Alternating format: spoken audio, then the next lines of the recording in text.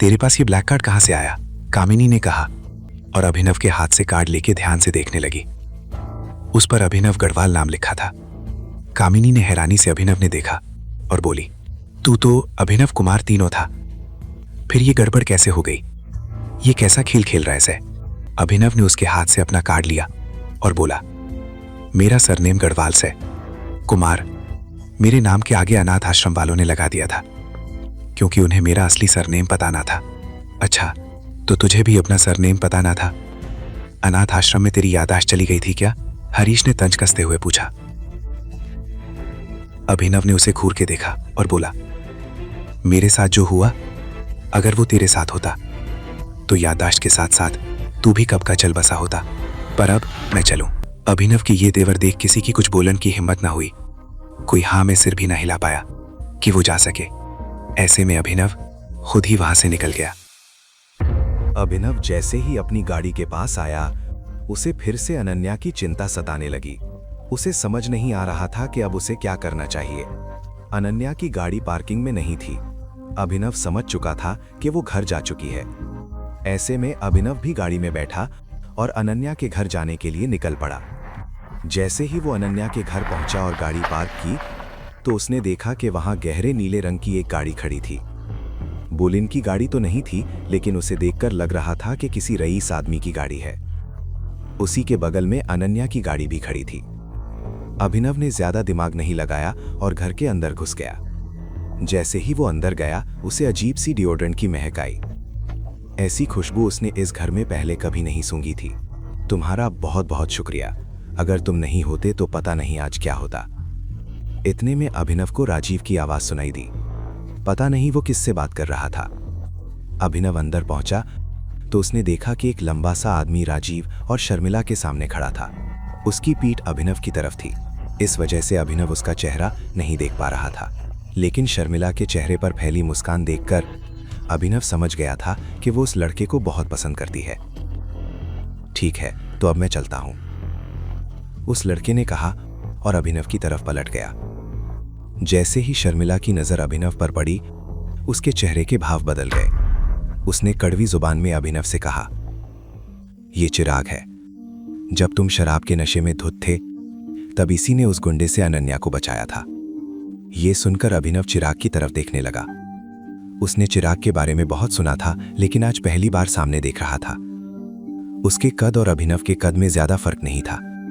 चिराग दिखने में काफी हैंडसम था। उसने फॉर्मल कपड़े पहन रखे थे जो उसके कसे हुए बदन पर खूब जच रहे थे।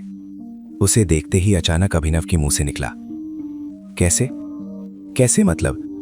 शर्मिला ने तैश में कहा, उल्टा तुम्हें यह कहना चाहिए था कि थैंक यू, लेकिन लगता है किसी ने तुम्हें यह सिखाया नहीं।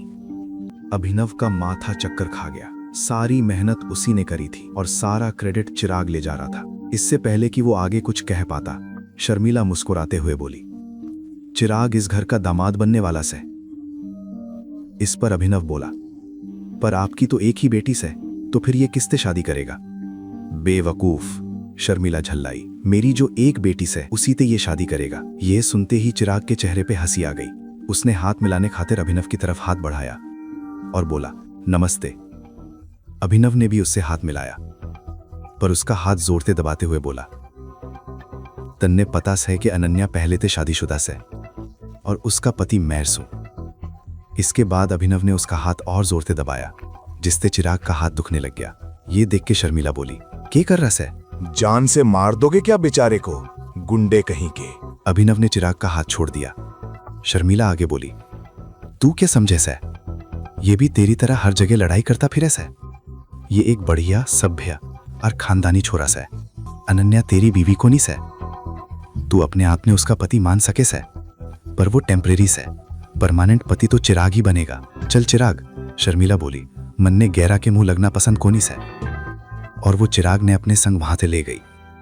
ये सब सुनते ही अभिनव का सिर दुखने लग गया। उसे समझ को नहीं आ रहा था कि अब आगे क्या करे। राजीव बोला, मन ने लागा था कि अपनी बेटी के मामले में मैं तेरे ऊपर थोड़ा बहुत भरोसा कर सकूं, पर आज जो तूने किया उसके बाद मेरा वो भरोसा भी टूट गया। आखिर तू मेरी बेटी ने ऐसी हालत में छोड़ के कैसे जा सका? ये सुनते ही अभिनव हैरान रह गया। उसने कहा, आप क्या कह रहे हो? उल्टा मुझसे सवाल मत करो। मन ने सब पता से। राजीव बोला, जब एक गुंडा तेरी आंखा के सामने अनन्या ने परेशान कर रहा था, तब तू उसे ऐसी हालत में छोड़ के भाग गया। सच कहूं तो मैं तुझसे बहुत डिसअपॉइंटेड हूं। मन ने कोनी लागे कि तुम मेरी बेटी से शादी करने लायक भी से। इतना कह के राजीव भी अंदर चला गया। अभिनव हैरानी भरी नजर आते उसे जाते हुए देखता रहा। उसे समझ आ गया था कि ये सारी कहानी किसी और ने कोनी बल्कि चिराग ने ही सुनाई थी। अभिनव ने लाग रहा था कि उसके संग धोखा हुआ से। वो चिराग तेज बात का बदला लेना चाहता था। उसे उसी की दवाई का स्वाद चखाना चाहता था। गुस्से में अभिनव अनन्या के कमरे में आ गया। अंदर पहुंचा तो देखा कि अनन्या सो चुकी थी। वो अपने आप ने अनन्या ने ठहर ठहर के देखने से रोक को नहीं पाया। वो सच में बहुत सुंदर लग रही थी। अभिनव ने अपना सामान चुपचाप एक कोने में रख दिया। वो कोनी चाहता था कि अनन्या की नींद खराब हो। वो धीरे से उसके बिस्तर पे आया, कंबल ओढ़ लिया और उसके पास लेट गया। अभिनव ने अपनी आंख बंद कर ली और उसकी आंखा के सामने वही रात ताजा हो गई जब वो पहली बार ना जाने कैसे अनन्या के कमरे में पहुंच गया था।